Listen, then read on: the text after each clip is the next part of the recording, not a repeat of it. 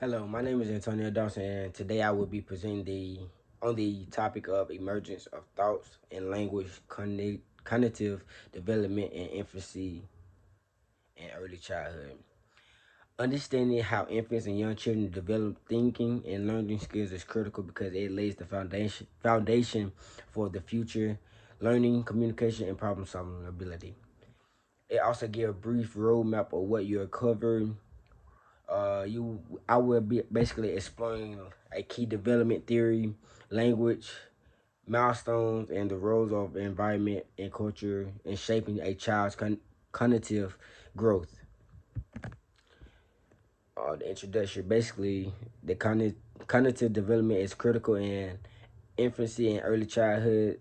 Um, Thoughts and language shapes early and social interactions. This presentation explores major theories and key milestones. Sorry about that, my camera failed. So basically, for this slide, the introduction slide, it basically tell you what I would be teaching you about, what I read about the cognitive development. Basically, the thoughts and language are interconnected, and language help us express our thoughts and our ability to shape as we use language. Interesting fact I learned. Did you know that a baby's brain forms about 1 million new neurals connections per second? The growth, this rapid growth highlights why early childhood is such a critical period for learning. Also, is the two the major two theorists are Piggott and Vygotsky. I know I messed up their name, but them the two major theorists. Slide 3 is cognitive development in infancy. Basically, this refers to how infants process, learn, and understand their surroundings. It also the key milestones include like permanence, memory development, and problem solving abilities. For this, you it's such that it's like you hide something from an infant. Say an infant is 3 months old, and you hide something from an infant, they won't have the mindset or the memory as a 9 month old that like been developed a little more than a 3 month old, such as like um it just, how can I put it, you just hiding a object in plain sight. So the 3 month old might think the object disappeared, like off the face of the earth. But the 9 month old would basically be like, okay, I saw you put it over there. I'ma go over there. I'ma crawl over there and get that object that you trying to hide from me. Another thing is a cause and effect understanding, like shaking a rattle, like a rattling, the little baby shaking thing. Another one is um basically memory development. So like a baby, a baby can memorize your voice. So like if a baby sleep and they hear your voice, they can be like, oh, I know this person. That's mom. Like that's dad. I've memorized that voice like through my head. Um, for slide 4 is pigment sensory motor stage, basically 0 to 2 years old. Um, with this, it introduced how the theory is and how a 0 to 2 year old breaks down the 6 sub stages through their through their learning processes. Basically, reflexes from a 1 month old babies respond automatically, like grabbing on something, like pacifiers, like getting the pacifiers. Primarily circular reactions from like a 1 month old to a 4 month old is like repeating actions like sucking their thumb and like um sucking their thumb, and basically what else? That's one thing I can. That's the one thing I can really think of. And a secondary circular reaction is like from a 4-month-old to an 8-month-old. It's basically they interact with objects like a toy or baby bottle or an infancy in a phone and hearing noises out of that. Another one is a coordination of secondary reaction. This is from an 8-month-old to a 12-month-old. It's like combining actions together, like pushing an object and grabbing another object. So a baby got his bottle in his hand, but he's pushing a stroller. That's basically what it is. And another one is territorial circular by that. The one I'm talking about is territorial circular reaction. This is from a 12-month-old to an 18-month-old. Basically, it's when a baby push something off, like push an object off a shelf or a counter, or if the baby has food and it drops on the floor, they want to see what would happen to them. Like they want to get the reaction to see what you would do if they did that. And the last one is mental representation. This is from an 18-month-old to a 24-month-old. This is thinking before acting. So they'll do something without even knowing they're finna do it. They just act because that's their age. Slide 5 is cognitive development in early childhood from a 2-year-old to a 6-year-old. Basically, this is transition from a sensor motor to a pre-operational stages. Basically, with this, this theory has 3 key traits. It's an egocentrism.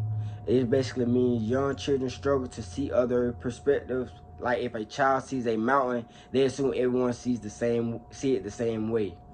Another one is symbolic thought. They begin to use words and images to represent ideas. And another one is animism. They believe um, animate objects have feelings, such as a teddy bear is feeling sad, like a little girl holding her baby doll and say, "Oh, the baby doll is sick," or "The baby doll is hurt." For example, I can use another example. A 4-year-old sees their mom when looking at a picture. They describe their own view of, like a view of their own mom or dad. The next slide is language development in infancy. This is basically, how can I put it? It explains how the pre-logistic communication, coding, babbling, ingesting. First word appears around 12 months. So basically, it's like a little baby saying, "Mama, Dada." In that sense, basically Google, Baba, and things like that. So typical, I'm gonna give you a typical range from 6 to 8 weeks is a soft vocabulary sound like ooh, ah. Then go from 4 to 6 months, it's like repeating like Baba, Dada, Mama. From 8 to 12, from 4 to 6 months. I'm sorry about that. From 8 to 12 months, it's pointing, waving, like pointing over there. First words basically like dog, cat. That comes in between like 12 months in that span. But like a baby truly learns when they're like 18 to 24 months old.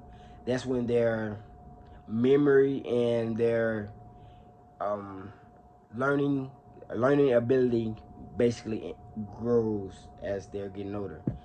Um, Study shows that babies whose caregivers talk to them frequently develop stronger language skills level later on in life. Slide 7, language development in early childhood. This basically say children begin forming sentences and improving grammar. Vygotsky's theories highlights the importance of social interaction. Basically, by the age of 2 to 6, children progress from single words to a full sentence. Over regulation, a common mistake where children apply grammar rules incorrectly, like spelling ability, like the kid knows what they're trying to say, but when they're trying to spell it out, it's the words incorrectly. Another thing is the primal development, ZPD. ZPD. I'm sorry about that. Kids learn best when they're guided by others, such as a guardian or a cousin or anything in that nature. For an example, I can use a child is struggling with trying to tie their shoe, but their older brother or their older cousin comes and help them, so they can basically learn how to tie their shoe the right way at a faster pace. Slide 8, the roles of environment and culture. A parental environment and a so so no, I'm sorry, I messed this word up. I'm sorry about that. Basically, it explains that children who hear more words early on in childhood develop better language skills. Another thing is a lower income family may have fewer resources affecting vocabulary development in a child than a child that has, and I'm not gonna say wealthy, but a little bit more than that poor family has. So the vocabulary and the learning stage for that child that doesn't has a lot of resources will be less than that child that has a little more and a little better. Um, a cultural difference. In some cultures, parents encourage storytelling, and others they focus on direct instructions instead of so. I know when I grew up, I've been told thousands of stories, so that's how I really learned a lot of words and how to use words in a way, because my parents, my grandparents, my cousins taught me how to basically like use my words, but as in storytelling instead of just instructing me how to do it. Another basic key trait is billing, bilingualism. This is basically a